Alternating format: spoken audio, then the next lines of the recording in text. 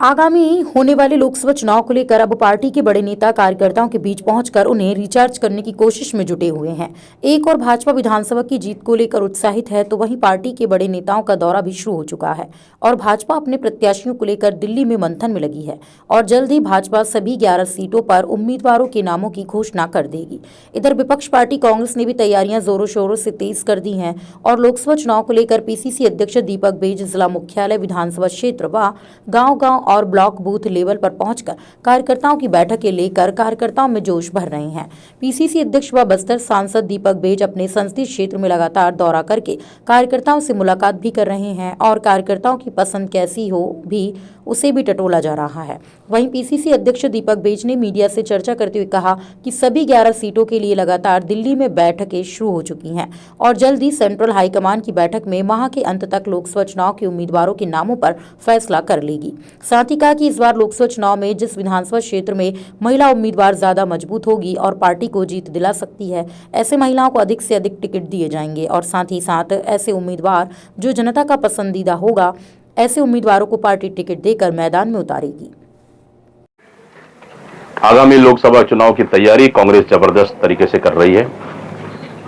सभी हम जिला मुख्यालय, विधानसभा, ब्लॉक स्तर में हम लोग पहुंच रहे हैं और कार्यकर्ताओं की बैठक रख रहे हैं ताकि आने वाला लोकसभा चुनाव छत्तीसगढ़ में कांग्रेस पार्टी मजबूती के साथ लड़ेगी और छत्तीसगढ़ में भारतीय जनता पार्टी से ज्यादा सीटें कांग्रेस जीत कर आएगी। ऐसा नहीं लग रहा कि बस्तर सांसद बस्तर से दोबारा मैदान में उतर रहे हैं? देखिए, यहाँ पे चुनाव कौन लड़ेगा, किसको लड़ाना है, ये तो पार्टी हाईकमान तय करेगा। बस्तर की बात रही, बस्तर की बात ही नहीं, पूरी 11 सीटों में, छत्तीसगढ़ के 11 लोकसभा सीटों में किसको लड़ना है ये तो दिल्ली आला कमान तय करेगा और चुनाव समिति तय करेगी। एक बात सामने आ रही है कि अब महिलाओं को ज्यादा इसमें महत्व दिया जाएगा। क्यों नहीं? 11 सीटों में कितने महिला? क्यों नहीं? विधानसभा में भी हम देखें, भारतीय जनता पार्टी से ज्यादा टिकट हमने महिलाओं को दिए। 18 टिकट बांटे थे, जिसमें से भारतीय जनता पार्टी से ज्यादा टिकट दिए और आज छत्तीसगढ़ विधानसभा में भारतीय जनता पार्टी से ज्यादा महिला विधायक कांग्रेस के जीत के आए हैं, 11 जीत के आए हैं। लोकसभा चुनाव में भी अगर जिस विधानसभा सीट में मजबूत हमारी महिला प्रत्याशी है, चुनाव जीत सकती है, विनेबल है, तो निश्चित रूप से हम उसको टिकट देंगे और कांग्रेस पार्टी मजबूती के साथ लड़ेगी और वहां हम जिताने के लिए काम करेंगे। नहीं कह सकते लगभग आधा दर्जन सीटों में महिलाओं का भाग होगा। देखिए, हम महिलाओं को कितना दे पाएंगे मुझे अभी तो कह पाना उचित नहीं है, लेकिन महिलाओं को हम लोग जितना ज्यादा संभव हो सके उतना ज्यादा टिकट देंगे ताकि सबको मौका मिल सके और योग्यता साबित करने का समय मिल सके और हम मजबूती के साथ चुनाव लड़ें और जीत सकें। इलेक्शन का जो समिति है वो कभी भी चुनाव डिक्लेयर कर सकती है। प्रत्याशी को लेकर अब तक देखिए, अभी हम लोग प्रदेश स्तर की चुनाव समिति है, चुनाव समिति का 3-4 दफे बैठकें हो चुकी है। स्क्रीनिंग कमेटी का बैठक 2 बार स्क्रीनिंग कमेटी का बैठक हो चुकी है। हमारी लगभग प्रदेश स्तर की पूरी लगभग तैयारियां पूरी हो चुकी है। आने वाला समय में मुझे लगता है इस महीने के अंदर कभी भी चुनाव समिति का बैठक, सेंट्रल चुनाव समिति का बैठक होगी और जब चुनाव समिति का बैठक होगी तो दिल्ली में सीधा नाम तय किए जाएंगे। फरवरी अंत तक हो सकता है या मार्च तक जा सकता है? फरवरी अंत या फिर मार्च फर्स्ट सप्ताह। इधर पीसीसी अध्यक्ष के बयान के बाद भाजपा बस्तर लोकसभा संयोजक ने भी बयान दिया है और कहा है कि दीपक बैज को डर सता रहा है, इसीलिए लगातार बैठकें कर रहे हैं। प्रधानमंत्री के कार्यों को छत्तीसगढ़ की जनता देख रही है और परिणाम प्रदेश में बेहतर आएंगे। वहीं उन्होंने कहा कि महिलाओं को आरक्षण किसने लाया, कांग्रेस ने इतने वर्षों तक महिलाओं का अपमान किया और अब महिलाओं को टिकट देने की बात कह रही है।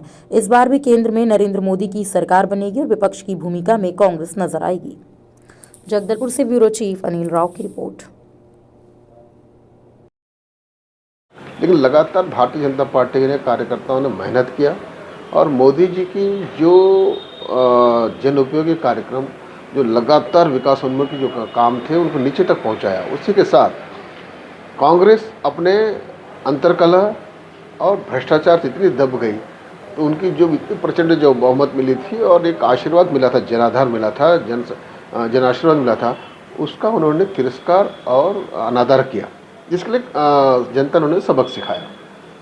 अभी उनकी कोई भी योजना रही, कैसे भी रही, अभी मेरा ऐसा सोचना है कि आज अगर हमारा मंडल स्तर का कार्यकर्ता भी और कांग्रेस के बड़े बड़े नेताओं को हराने की अगर बात रखता है और जनता उसको आशीर्वाद देती है इसका मतलब है भारतीय जनता पार्टी ने जो मेहनत की है, भारतीय जनता पार्टी जो मेहनत की है और सभी जनता उसे आशीर्वाद देने के लिए तैयार खड़ी। कांग्रेस का कहने के लिए बहुत सारी बातें करते हैं, बहुत सारी योजनाएं कांग्रेस लाती है, लेकिन धरातल पर जब बात आती है, धरातल पर बात करी रहती है, ना महिलाओं के सम्मान करती है, ना गरीबों के सम्मान करती है, ना किसानों के सम्मान करती है। भारतीय जनता पार्टी जो कहती है वो करती है और इसका सबसे बड़ा उदाहरण है कि पूरे देश में लोकसभा में 33% का जो आरक्षण दिया गया है और जो कानून पास किया गया है उसे भारतीय जनता पार्टी ने पास किया।